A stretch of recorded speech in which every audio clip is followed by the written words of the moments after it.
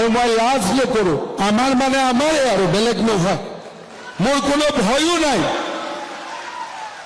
মই কাকো কেয়াৰো নকৰোঁ। অসমীয়া ল'ৰাক মজুৰি বেছি দিবৰ কাৰণে তেওঁলোকে অসমীয়াৰ বদনাম উলিয়াই দিলে যে অসমীয়া ল'ৰাই কাম কৰিব নোৱাৰে। যোৱাকালি আমি ভাস্কৰ বৰ্মা সেতু উদ্বোধন কৰিলোঁ। তাৰ যিমান কাম কৰা মানুহ আছিলে তাৰ মেক্সিমাম আমাৰ অসমীয়া ল'ৰা ছোৱালী আছিল। আৰু এই অসমখনত অসমীয়াই খামুচি ধৰি থাকিব লাগিব। মোৰ মাটি, মোৰ দেশ, মোৰ জাতি আমি ৰক্ষা কৰিব লাগিব। মই জীয়াই থাকোঁতে চাই যাব বিচাৰোঁ, যি হোজাই ঢিঙৰ মাটি এদিন আমি বিক্ৰী কৰিছিলোঁ, অসমীয়াই যেন আকৌ গৈ হোজাই ঢিঙৰ মাটি কিনি ল'ব পাৰে। আৰু সেইখন অসমৰ কাৰণে আমি কাম কৰিব লাগিব। কিমান পলাম, কিমান পলাম। আজি নগাঁৱৰ পৰা ভিতৰলৈ ব্ৰহ্মপুত্ৰৰ ওচৰলৈ যিমান গৈ থাকোঁ, গাঁওবিলাকৰ নাম আমাৰ, মানুহ আমাৰ আছে জানো? নাম আমাৰ শুনিলে দুখ লাগে। নাম সনাতনী, সনাতনৰ চিন লুকামো নাই। বহুত কথা মই শুনিলোঁ, অসমীয়াই কাম কৰিব নোৱাৰে। বগীবিলৰ দলং অসমীয়াই বনাইছে। এই ঠিকাদাৰসকলে অসমীয়া ল'ৰাক মজুৰি বেছি দিবৰ কাৰণে তেওঁলোকে অসমীয়াৰ বদনাম উলিয়াই দিলে যে অসমীয়া ল'ৰাই কাম কৰিব নোৱাৰে। কেনেকৈ হৈছিল? যোৱাকালি আমি ভাস্কৰ বৰ্মা সেতু উদ্বোধন কৰিলোঁ। তাৰ যিমান কাম কৰা মানুহ আছিলে তাৰ মেক্সিমাম আমাৰ অসমীয়া ল'ৰা ছোৱালী আছিল। এছাম লোকে মুনাফাৰ কাৰণে বদনাম উলিয়াই দিলে যে অসমীয়াই কাম নকৰে। সেনেকে নহয়।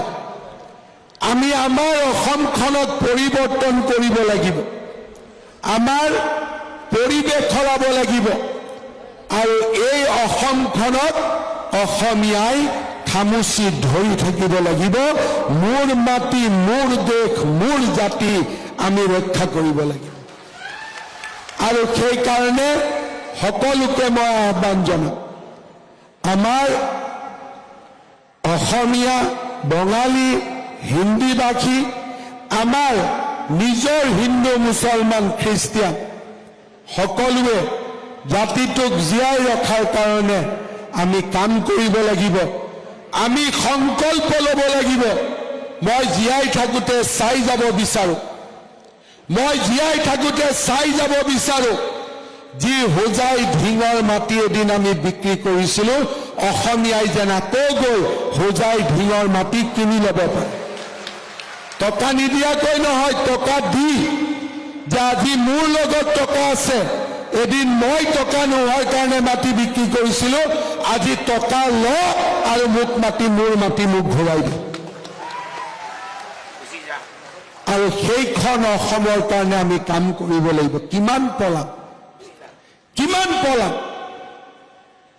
আজি নগাঁৱৰ পৰা ভিতৰলৈ ব্ৰহ্মপুত্ৰৰ ওচৰলৈ যিমান গৈ থাকোঁ, গাঁওবিলাকৰ নাম আমাৰ, মানুহ আমাৰ আছে জানো? নাম আমাৰ শুনিলে দুখ লাগে। নাম সনাতনী, সনাতনৰ চিন লুকামো নাই। সেই মাটিবোৰ আমি আকৌ কিনিব লাগিব, কাজিয়া কৰি নহয়। আপোনালোকে পাৰিব। আজি এটা নতুন দিনৰ আৰম্ভণি কৰক। আমি জাতিটোক জীয়াই ৰাখিব লাগিব, জাতিটোক আমি প্ৰাণ দিব লাগিব। বন্ধ ধৰ্ণা শ্লোগানেৰে নহয়, পৰিশ্ৰম আৰু শ্ৰমৰ মাজেৰে। আমাৰ এটা প্ৰজন্মই ভুল কৰি থৈ গ'ল। তেওঁলোকে ভাবিছিল জয় অসম, আহৈ আচিয়ৰিলে জাতিটো বাচিব। তেনেকে নাবাচে। কিছুমানে কয় বাংলাদেশ কৰি দিয়ক, কিছুমানে কয় নেপাল কৰি দিয়ক। জাতি তেনেকে নাবাচে। জাতি তেতিয়া বাচিব যেতিয়া এই 1 লাখ ল'ৰা ছোৱালী সফল ব্যৱসায়ী হ'ব পাৰিব, সফল উদ্যোগী হ'ব পাৰিব। চৰকাৰ আপোনালোকৰ লগত থাকিব। অসমলৈ অহা উদ্যোগৰ যি সুবিধা ওলাব আমাৰ ল'ৰা ছোৱালীয়ে কৰিব। আৰু মই লাজ নকৰোঁ। আমাৰ মানে আমাৰে আৰু বেলেগ নহয়। মোৰ কোনো ভয়ো নাই, মই কাকো কেয়াৰো নকৰোঁ। আৰু সেইকাৰণে এই সুযোগ আপোনালোকে গ্ৰহণ কৰক। আমাৰ জাতিটোক পুনৰ নিৰ্মাণৰ এই সংগ্ৰামত আপোনালোকে সহযোগিতা কৰক। সকলোকে আকৌ এবাৰ মই অভিনন্দন জনালোঁ। মোৰ লগত একেলগে ক'ব, ভাৰত মাতা কি, ভাৰত মাতা কি, নৰেন্দ্ৰ মোদী, নৰেন্দ্ৰ মোদী, জয় আই অসম। বহুত বহুত ধন্যবাদ। জয় হিন্দ, বন্দে মাতৰম।